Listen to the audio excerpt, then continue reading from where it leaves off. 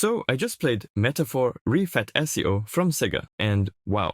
Just wow. I have to say, this game is the perfect example of why old-school JRPGs should stay in the past, where they belong. If you were hoping for a grand, sweeping fantasy RPG experience, then you better unbuckle, because what you're actually getting is an incredibly short, 6-hour, unfinished, boring mess. Oh, and if you think the name Metaphor ReFantazio is weird, it's actually worse than you think. I discovered that the full name is apparently Metaphor ReFantazio Prologie di Mu. These developers have a pretentious way of just making up words that I think are supposed to sound like Latin. Thankfully, the translators made them shorten the name. The game controls sort of like a third-person shooter, like Gears of War or The Division, but you're stuck with melee weapons. And unlike those classics, this game is all over the place with its difficulty. In the first area, they drop you in without a combat tutorial and expect you to fight these monsters who can kill you in one hit, while you do almost no damage. They seem to have attempted to copy Elden Ring's difficulty and rolling, but the control is nowhere near as refined. I spent an hour mastering the combat in the first area and then was allowed to just leave without having to kill anything. It's disappointing that Sega felt that they needed to artificially inflate the game's length like this by putting impossible enemies everywhere. When you finally get to the next combat area, the game changes things up again. The monsters go from difficult to incredibly easy.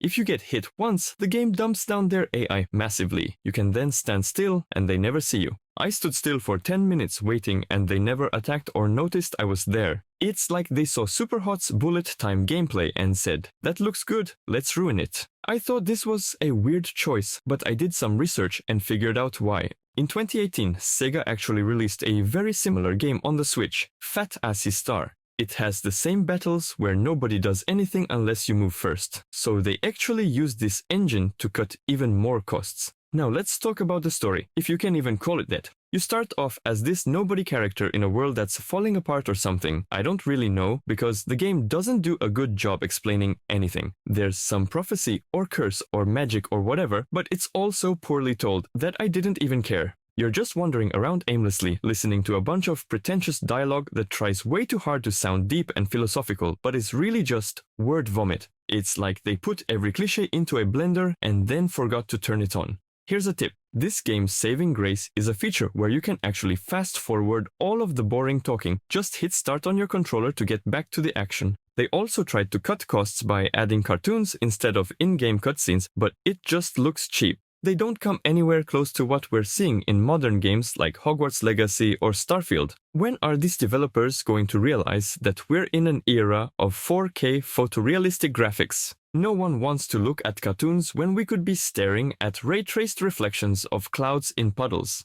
Thankfully, you can skip the cartoons as well. People keep raving about how it's an epic fantasy adventure, but let's be real, it's about as epic as a grocery list. I completed the entire game in 6 hours. Gamers these days are used to long, engaging, and critically celebrated story modes like in Modern Warfare 2 and Modern Warfare 3. Not this short cliffhanger garbage that we'll probably have to wait 5 years to see another chapter of. You're supposed to be on some epic quest or whatever, but none of it makes sense. The characters are basically cardboard cutouts with no personality. Oh, and let's not forget about the character design. They keep bragging about how the character designs in Metaphor are unique and inspired. Newsflash, putting horns on a character doesn't make them interesting. Giving a character eyes the color of an action movie poster doesn't make them compelling. In comparison, characters in League of Legends or Overwatch actually have personality and distinct looks that make them stand out. I know what you're thinking. If the graphics are great, it can make up for a lot.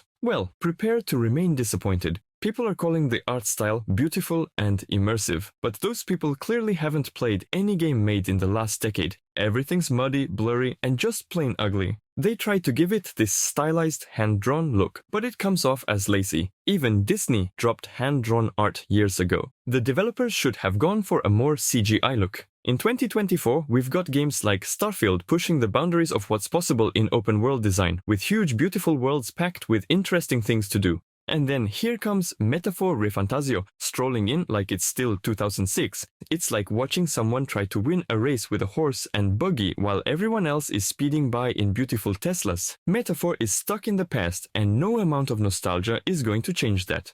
People say the music in Metaphor is amazing, but I swear it's like they just threw random instruments together and hoped for the best. There's nothing catchy about it, nothing memorable. It's like elevator music. If the elevator was stuck in the basement of a hospital that specializes in curing insomnia. I can barely remember any of the tracks because they all sound the same. Sure, it's not the worst, but it's nowhere near as good as everyone's pretending it is. The developers need to go play a game with an actual great video game soundtrack, like Rock Band 3 or Guitar Hero. Final thoughts? Don't waste your time. In a world where we have groundbreaking games like The Witcher 3, GTA 5, and Black Ops 6, there's just no excuse for something this uninspired. The game is over before it really begins, and it feels like they made this as an excuse to create a GoFundMe or Kickstarter to milk fans to fund the rest of the story. Tough luck. I'd be surprised if it raised $50. This game is the equivalent of a Five Guys burger. It looks okay in the pictures, but when you unwrap it, it's a soggy, disappointing mess.